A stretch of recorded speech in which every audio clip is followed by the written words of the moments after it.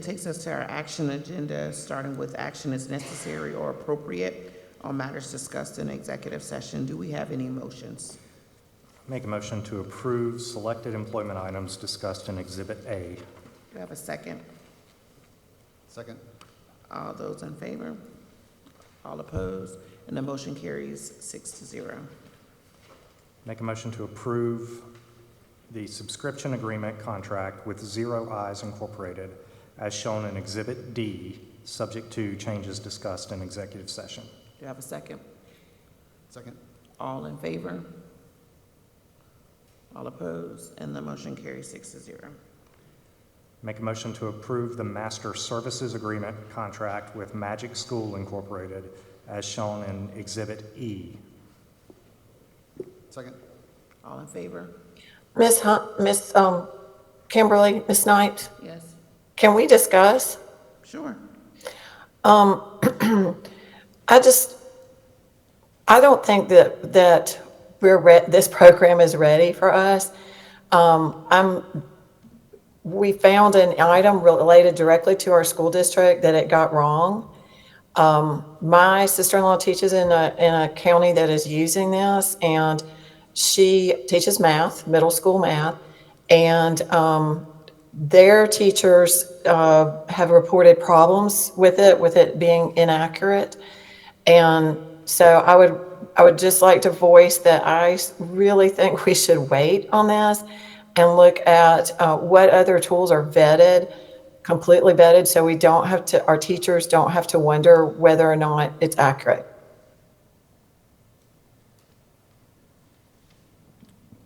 Mr. Satterfield? Yes.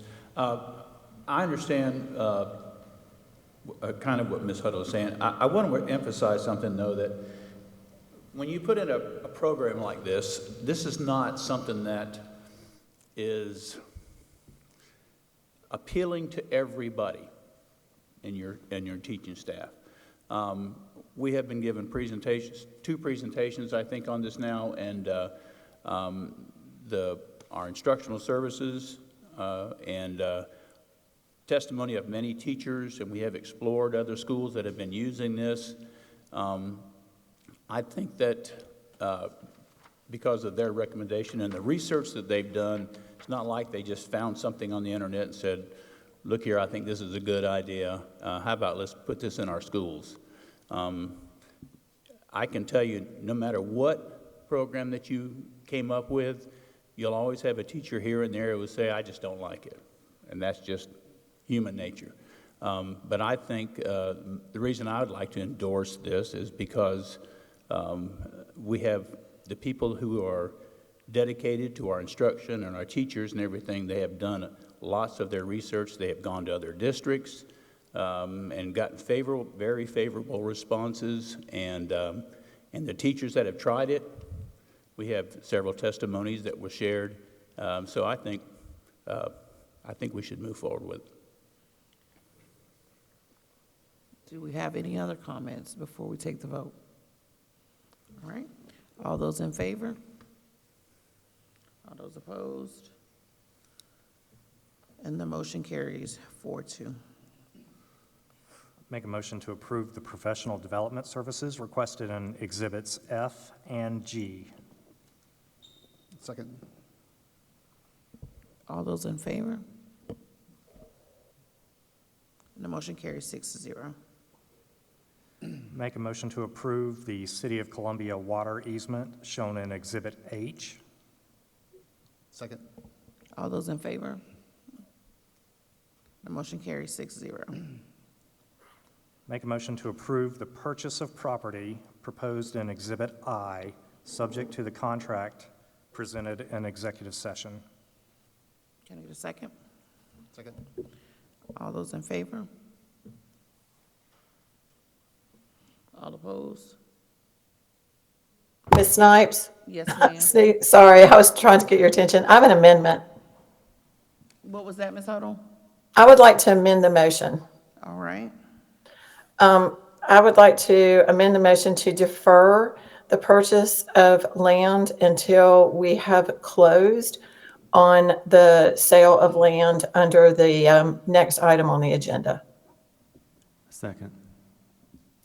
The reason I want to do this is this is a very expensive piece of land that we're talking about purchasing, and we do have alternatives. Meanwhile, this other potential sale that could offset this or help offset this, it's going to be at least a few weeks before it closes, and anything could happen between our motion, if it passes, to sell it and it actually closing. Meanwhile, we're not in urgent need to purchase this land today. So that's the reason I think that we ought to defer, just to make sure the other goes through. All right, we have an amendment to the motion on the floor. All those in favor of Ms. Huddle's motion to defer? All opposed? And the motion fails 4-2. Back to the original motion on the floor. All in favor? All opposed? And the motion carries 4-2. Make a motion to approve the letter of intent for the proposed sale of property discussed in Exhibit J. Second. All in favor? And the motion carries 6-0. Thank you. That moves us to the approval of the OFS waiver form shown in Exhibit L. Make a motion to approve the OFS Office of Federal and State Accountability waiver form shown in Exhibit L. Did I get a second? Second. Any questions or discussion? All those in favor? And the motion carries 6-0. Make a motion to approve the budget transfer request to African American Studies textbooks shown in Exhibit M. Second. Do we have questions for Ms. Tucker? All in favor? The motion carries 6-0. Make a motion to approve the second and final reading of proposed revisions to Board Policy DFAB, reserve funds, shown in Exhibit N. Second. Ms. Snipes, I move to amend the motion. Yes, ma'am.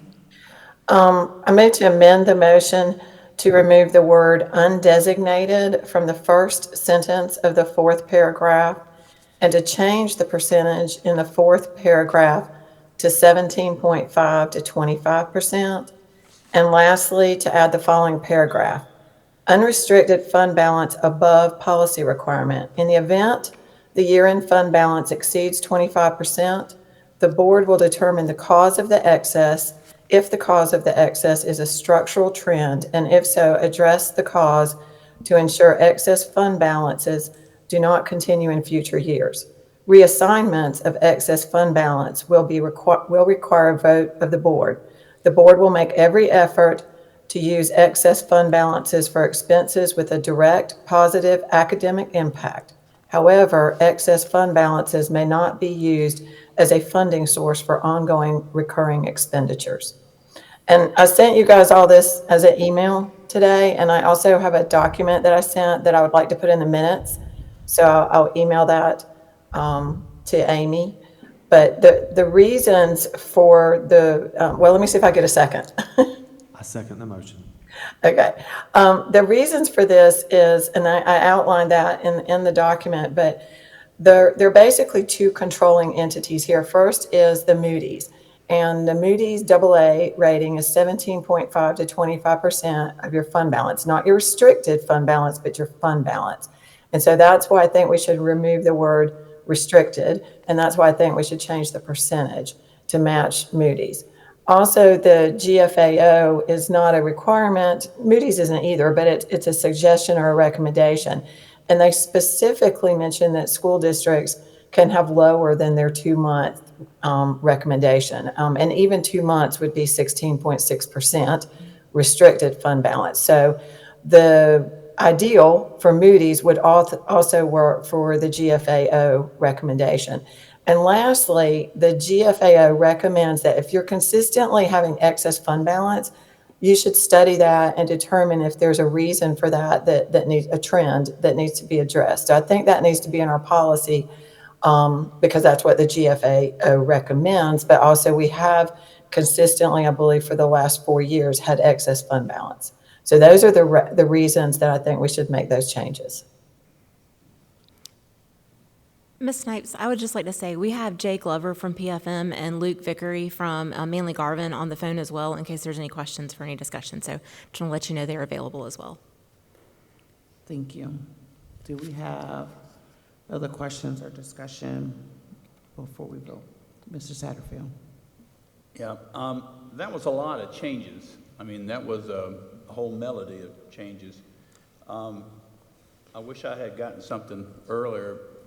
Ms. Huddle, if you could have emailed us something to study that. That's, you want to go? I did email it, but it was around 3 o'clock today, so I apologize for the lateness, but I did email it.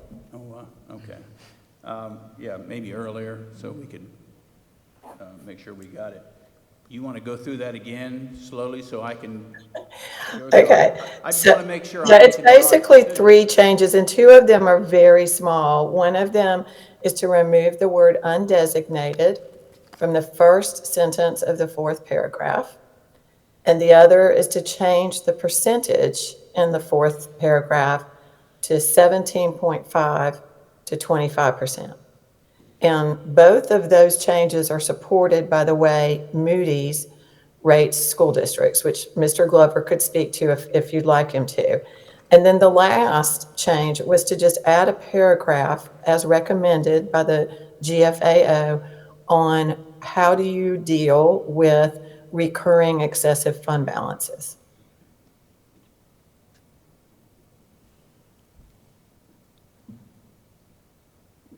Mr. Herron, did you want to say something? I'm only asking because your mic was on, so I'm just making sure. Sorry. Didn't want to skip anybody. All right. Well, if we don't have further discussion or questions, we have an amendment to the original motion on the floor, so I will take that up first. All those in favor of Ms. Huddle's amended motion? All opposed? The motion fails 4-2. And then we have an original motion on the floor. All those in favor? All those opposed? And the motion carries 4-2. That takes us into the first reading of the budget. Make a motion to approve the first reading of fiscal year 2025-2026 general fund budget shown in Exhibit O. I'll second that. Yeah. All right. I want to say thank you, Jay and Luke, for being on the phone. All right, so first reading of our general fund budget, 25-26. All right, so just our budget calendar, just to give you an overview of kind of where we are. We started the year off with a budget workshop on March 10th and April 7th. Tonight is our first reading, and we have conference committee that starts tomorrow at noon, which is essentially House 2. So the budget has passed the House, gone to the Senate, and now is going back to the House to debate anything that is different between the 2 versions. And that will start tomorrow at noon. We're looking for conference and House to go through this week, 6th to the 8th. The sine die adjournment is May 8th, and we look for having a budget shortly thereafter. We will have our second reading on May 19th and our third and final reading on June 9th. All right, so our budget level considerations at the district level. So we, as Dr. Ross mentioned, we actually start our budget with looking at our average daily membership and our weighted pupil units. Average daily membership that report is available on the South Carolina Department of Education's website. You can look at that for district. You can look at it by school.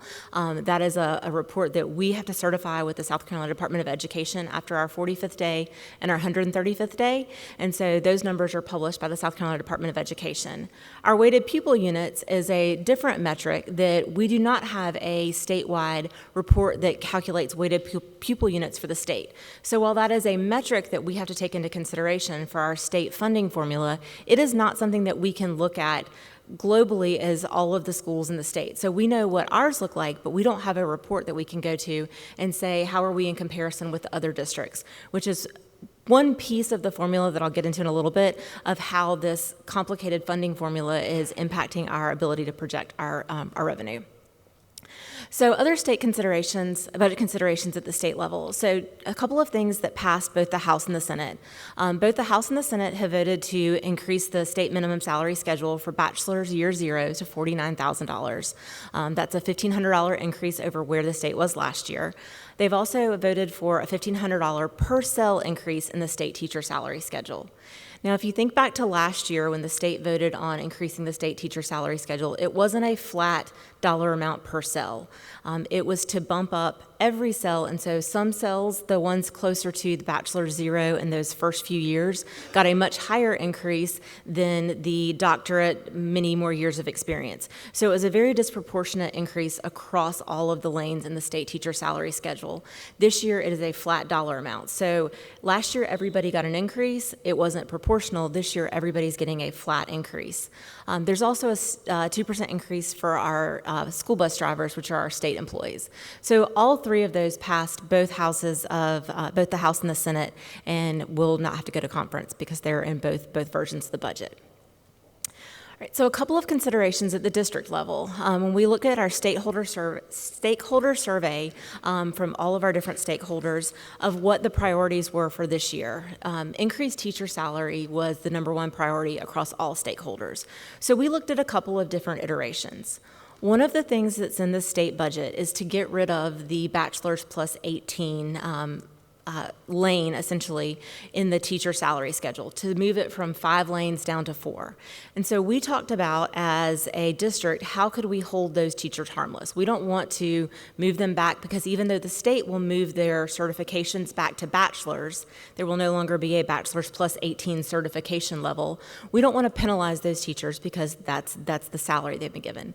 So we looked at taking our salary schedule and moving our bachelor's to the bachelor's plus 18. So that gives us a increase on that first level, but it doesn't harm those teachers that are already there.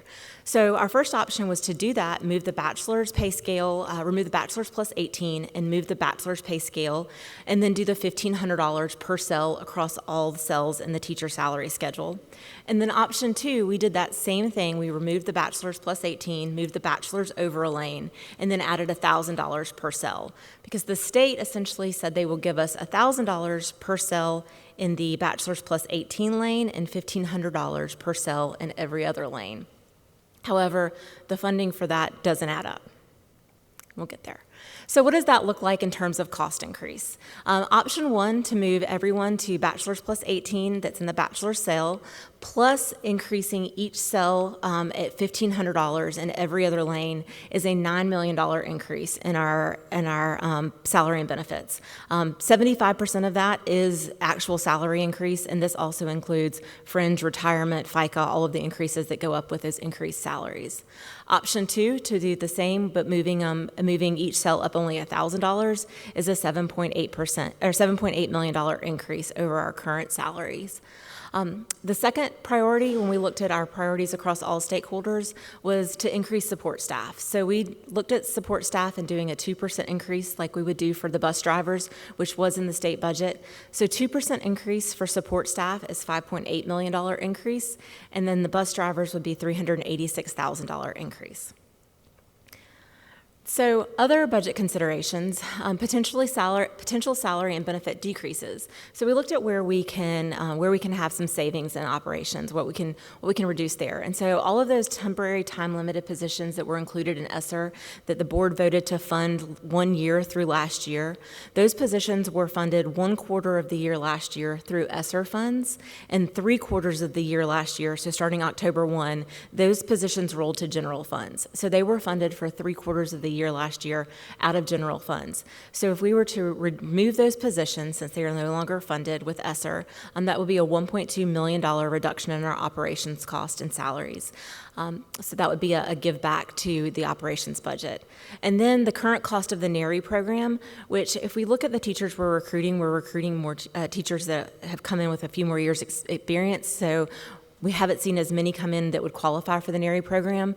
The current year we're in, we paid $394,000 out as part of the NARI, and so whatever what we would do with that next year, we would fund that out of fund balance to continue that program for one more year. One other additional consideration, we have to pay for our sled checks, and so this year that's about $63,000 that we need to add into our operations budget to cover those expenses. So how do we do this?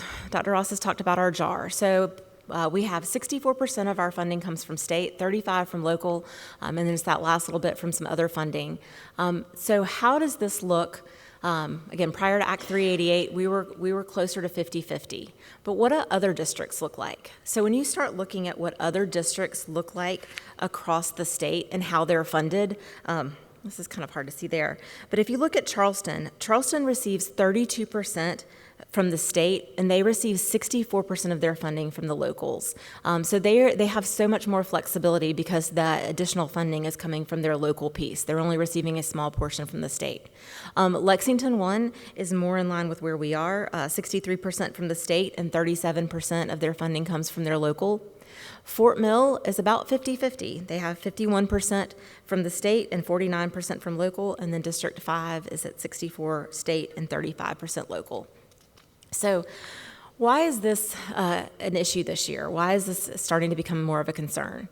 So state aid to classrooms, which is outlined in Proviso 1.3, outlines how the state looks at providing aid to classrooms. So it looks at a dual model that has proportionality as well as some weighted pupil units. It's looking at how you compare to the state, but also how you are growing within the state, if you're growing at the same rate of the state, or if you're growing but you're not growing at the rate of the state, that impacts your allocations from the state.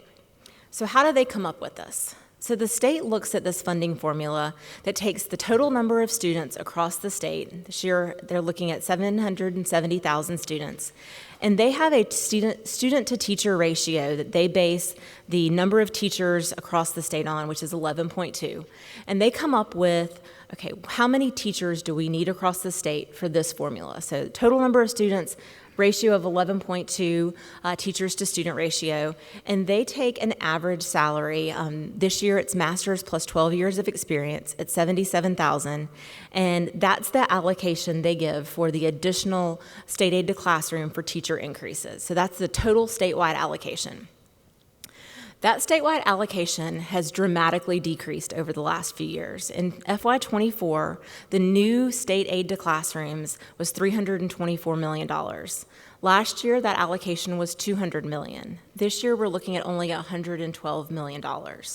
And if you look at how that splits out in the last 2 years, which if you remember 3 years ago, the state changed the funding formula to calculate this kind of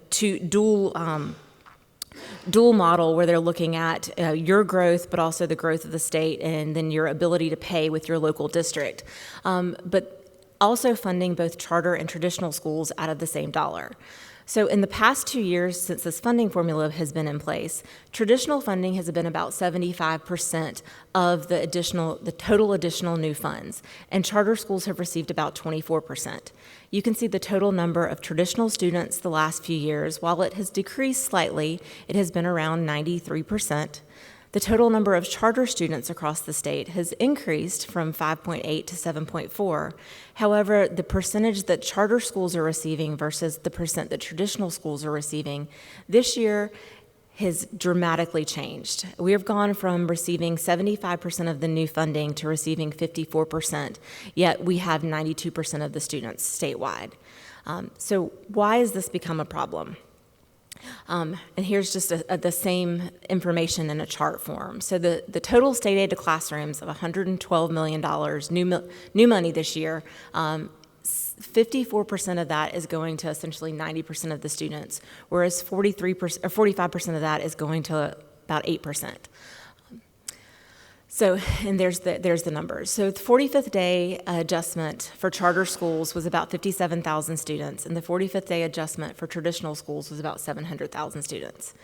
So this has been complicated by a couple of things. So last year's allocation for increased teacher salary, because of the the non-uniform increase across the board played a part into this. When you look at that average, the master's plus 11 years, that number last year was the average, whereas the cells closer to the bachelor's plus 0 got the majority of the funding. The closer to the doctorate plus 20 years experience got very little of the funding.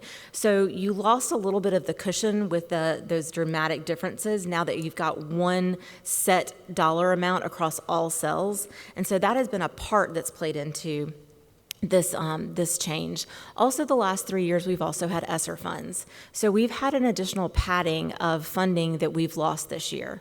If you look at our fund balance increase over the last few years, it's almost equal to what ESSER was. So you can see we were being essentially propped up by funds that we are no longer getting this year.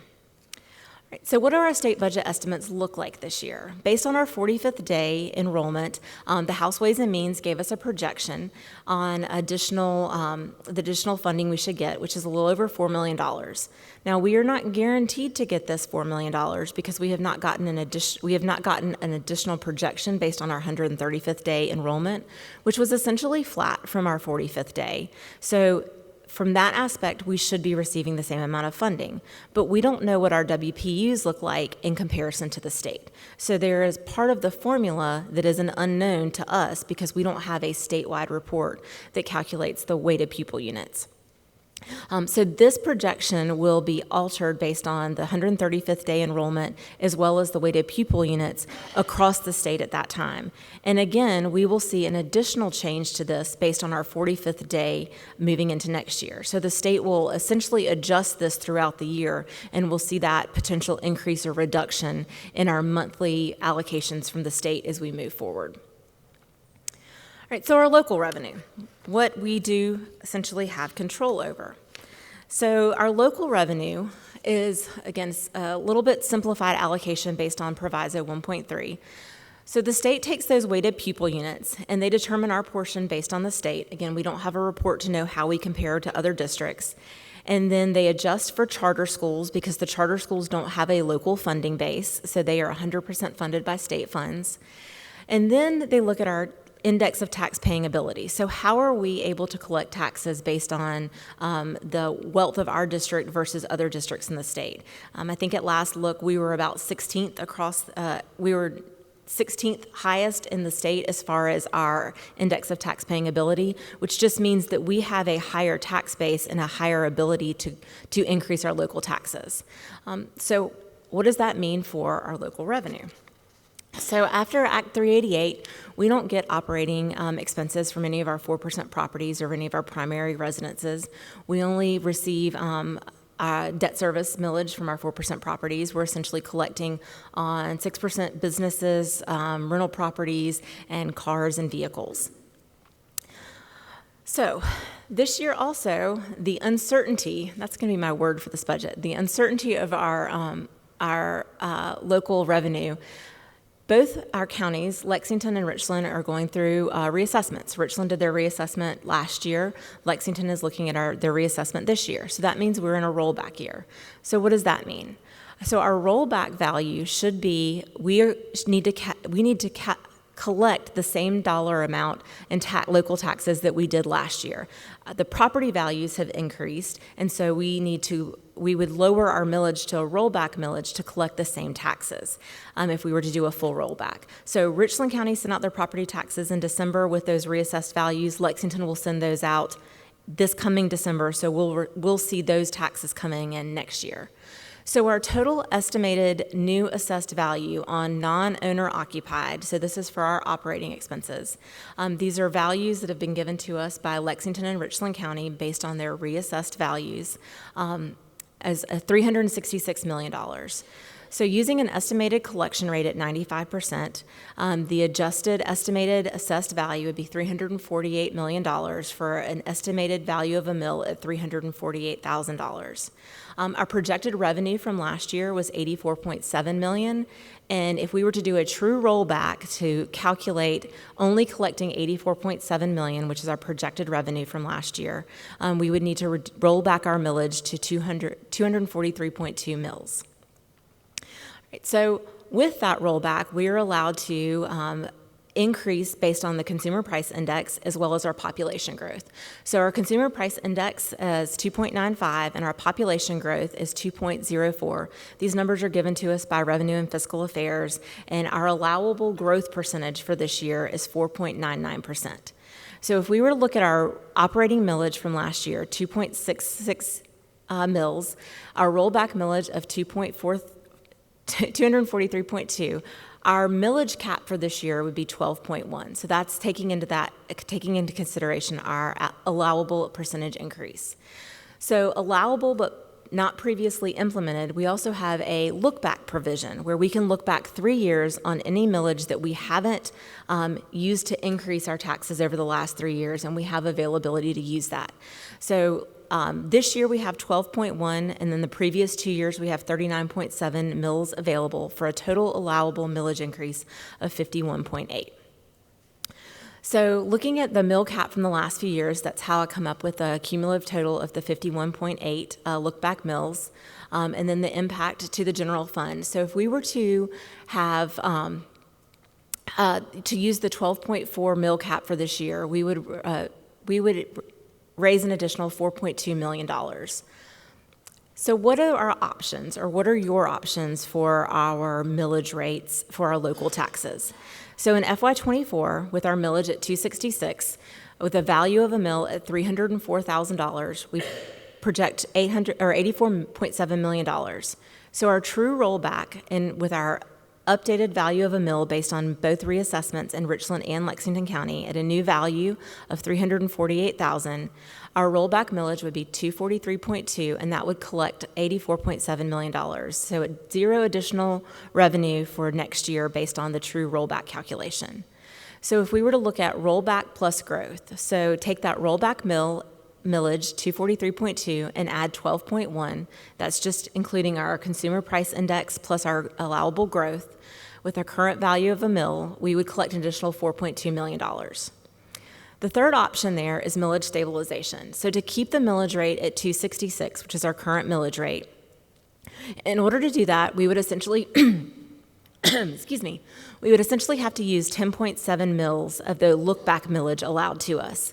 So 10.7 mills would get us from 255.3, which is our rollback plus CPI and growth, plus 10.7 would get us to 266. That would increase our revenue by $7.9 million.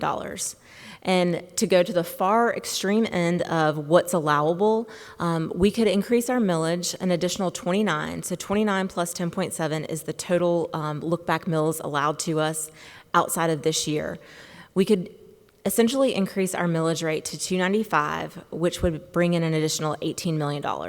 So I wanted to give the board our true options from one extreme to the other and let you see what your local revenue options are based on what the priorities are voted on. All right. So I'm going to stop there for a minute before we get into fund balance and see if you have any questions, because that was a lot of information. And again, so much of this is with Richland and Lexington County both going through a reassessment. Lexington County decided to change their computer system at the assessor's office the same year they did a reassessment. So their computer systems have been giving different reports based on last year. So we've had a lot of discussion with them and the other CFOs across all of our Lexington districts to make sure that we have the most up-to-date, accurate information, that we're all looking at the same thing, because so much has changed this year with just with the local piece, but also the state piece. And so there are so many changes to our revenue streams from the state side, from the local side. Wanted to give you all this information, but also tell you these are my best numbers given the information I've been given. And so all of this, and talking to the county auditors, they're like, it's the information we have is the information we have, and that's the information I'm going off of. So I will say that so much of this is uncertain. Understood. Thank you. Mr. Bainum had a question, so I'll start there. So last year, I sat through as many as I could of the meetings where they were discussing the bond referendum, and I don't know if it was ever brought up, the cost of the additional staff that we'll need for these new programs. We've talked about increasing our salaries for staff and teachers. I don't know if we have a number of what that looks like for these new programs that we're going to implement for the bond referendum, because those will be obviously reoccurring expenses that we'll need to shoulder. So as we're thinking through these, increased amounts, I mean, I would imagine that's into the millions for all these additional personnel. So I don't know if we just have some rough back of the napkin math for that. Cory? What additional So like for programs? the different programs that we're going to be initiating, like from the construction lab to the small business incubator to the different schools, and as we're, obviously needing increased personnel to, staff those projects, was that factored in last year when y'all were discussing the bond referendum? I wasn't a part of the board, so just curious. So the CAPE programs that we have are rotation of our current offerings. As one offering, and what CATE or extracurricular is driven by student enrollment. So as enrollment increases in one area, it may decrease in the other, and so we would rotate those teachers around to the areas of need. There could be, just as any budget year, if there are increases, then we take that with that previous budget year. So that's why I was asking what specific programs.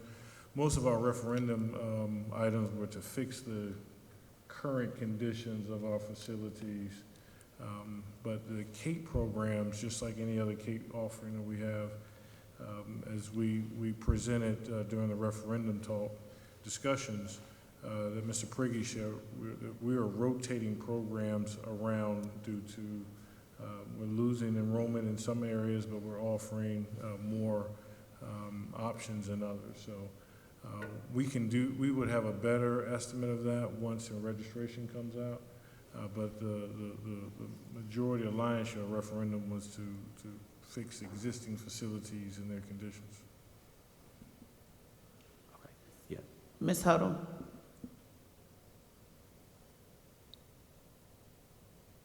You're muted, Ms. Huddle. Sorry.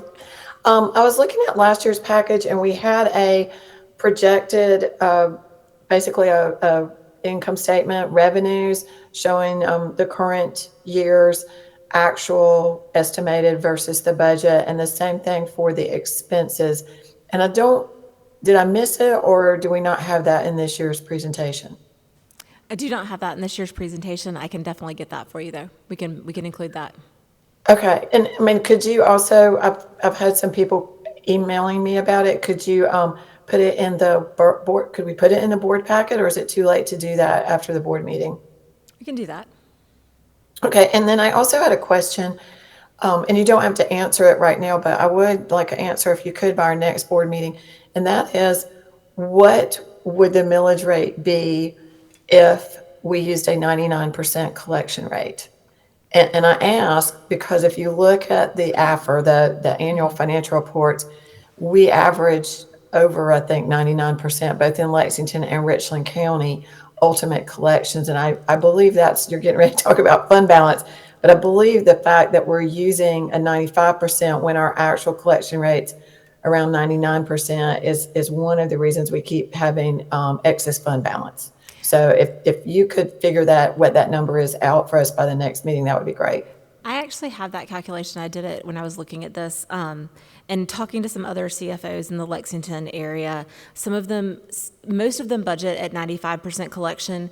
Looking at the data, it looks like we collect about 96 to 97% in the current year. A lot of those collections come in delinquent, like as a property sells, and we might get those after the fact.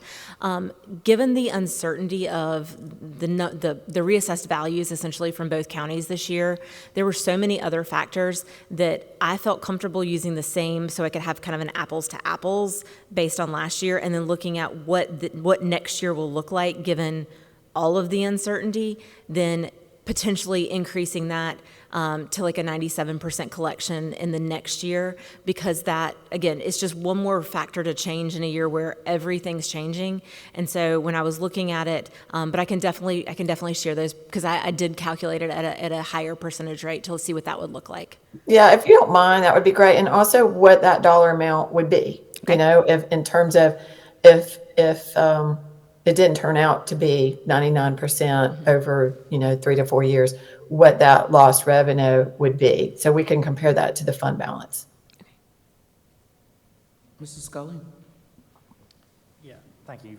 Ms. Tucker, kind of going back to the beginning of, just make sure I understood you. You said that 7.5% of the students in the state are going to receive 45% approximately of the state funding.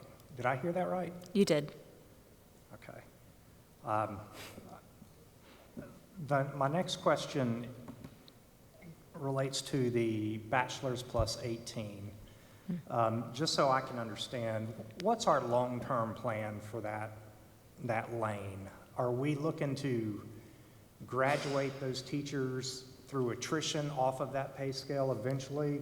Or are we going to continue to pay bachelor's plus 18 as a segment? And whether we hire new teachers with that on board, or we continue to incentivize them to get the 18, what's our long-term plan there? Are we going to So I keep can that handle scale? this, and you can fill in any blanks that I missed. One of our goal this year is, because the state's moving away, we won't have that verification on certificates anymore. So the best thing for us to do was collapse that lane, that bachelor's plus 18. We did something very unique, is we moved our bachelors to that line. So our teachers with bachelors, they're going to get a big boost. So because everybody, from now on, everybody coming in They're coming on are that essentially line. getting what is currently the bachelor's plus 18? Correct. What we did to essentially hold harmless, and I'll say essentially, we took basically the 5 lanes, we cut the first lane off. So bachelors, what we were paying out, we shifted them all to bachelor's 18. And do you know, I mean, because that's a statewide cut, or everybody in the state loses that pay scale. Do you know what other districts are doing? Not that I'm asking because I care what they do, but perhaps Dr. Turner are we exploiting that as an advantage, perhaps to gain teachers from other districts who may not have made that shift? I'll cover Dr. Turner here, but one of the things that everyone, and just to be perfect, everyone is watching each person's budget presentation. So we're going on Monday, they're watching us, and then on Tuesday, other boards will meet and they kind of balance. So that's kind of what goes on during this season. What we have looked at is what we can do in-house. And in-house was to try to get our teachers to that master's lane. And what you're going to see in our proposal here is that our teacher pay scale really at midpoint was very strong. It was at the beginning point that we weren't as competitive as our neighboring. So with our proposal, we are providing avenues to get to that master's lane, but we are still giving a benefit to those with that increase. So yes, we believe that if this scale should pass, that we'd be very competitive in the Midlands. And I want to just take this opportunity, Madam Chair. We are looking for 3 readings on this. Understood. Okay. And I will say, just to follow up on that, if you look at the 2 options, let me get back to that real quick. The 2 options for teacher salary increases. So option 1, where we essentially we get rid of that bachelor's lane and move all of those teachers over. So nobody in the bachelor's 18 would lose. The bachelor's would essentially have the highest gain. The additional of $1,000 per cell is an overall average of a 2% increase for for every cell on the teacher pay scale. The $1,500 is essentially almost a 3% average, but the highest gains, because those folks that were in the bachelor's lane that would be moving to the bachelor's plus 18 essentially gain more because they're moving over further and they're still having that increase. So there's a little bit of a higher increase there, but it's still an average of 2% and 3% increase. Mr. Herring? So do I understand correctly that we would choose either option 1 or 2 of the teacher salaries? Yes, sir. That would be for the board's choice. Just wanted to give you some options on, since teacher salary was the number 1 increase, wanted to give some options on what those 2 would look like as far as pay increases. Okay, so supposing we went with option 2 and we have the bus driver increase, just those 2 alone are $8 million. However, we're projected to receive $8 million less in new money based on the new calculations. So it's a math equation at this point. So whatever increases we have on the salary side, we're going to get the additional $4 million from the state, provided that formula holds. So whatever difference in that, we would have to either make up with the local piece. So, All right, you want to go ahead to the reserve funds? yes, thank you, Madam Chair. All right. Okay. So the last piece of this is our fund balance. So our non-spendable fund balances of the year-end audited financials was a total fund balance of $63.6 million. So that non-spendable piece is prepaids, inventory, things that are not really easily converted into cash. Our assigned fund balance are things that the board has essentially voted to set aside. Last year there was $3.5 million set aside for some construction.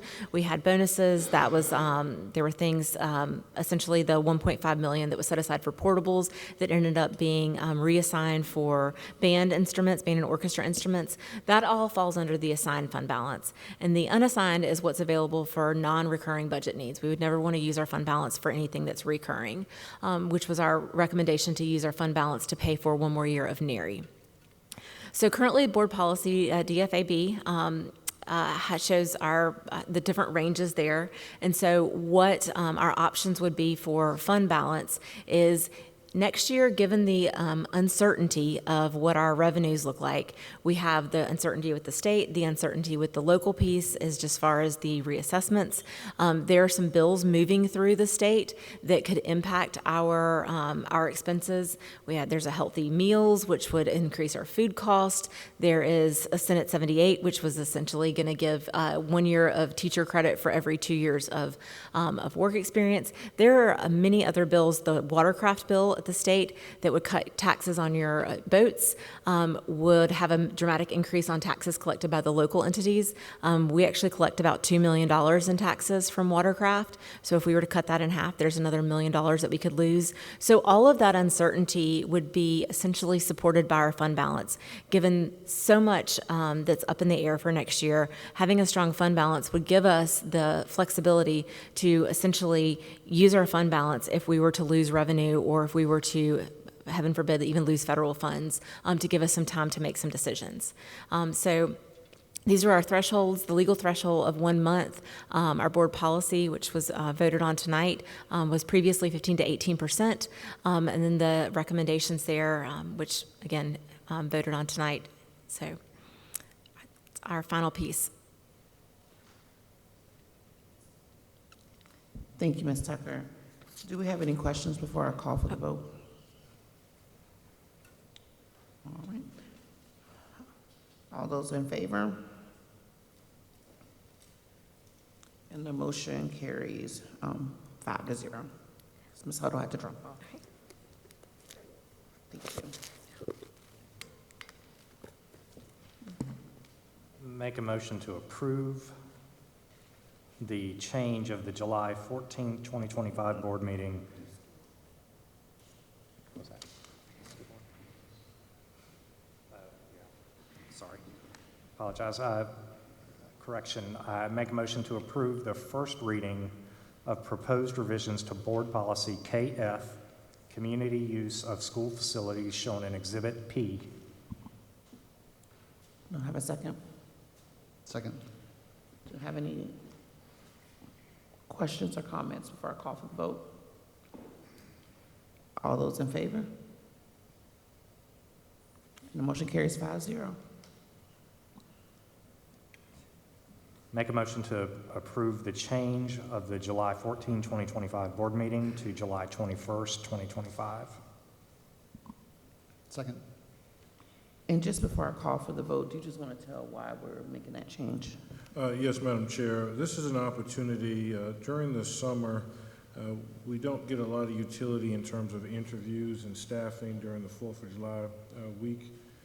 So this allows when staff comes back after the 4th of July holiday, we can schedule those interviews and have those recommendations for the board packet. We will be able to hire more without calling a special call if we move this meeting to July 21st. Thank you. All those in favor? Oh, I'm sorry. Yep. So when this was scheduled last year and like coming up for the next scheduled meeting, are we taking that into account so you can have that time? For the future Right, meetings? for- Yes, yes, sir, yes. sir. Okay. Yes, sir. Thank you. All right, all those in favor? And the motion carries 5-0.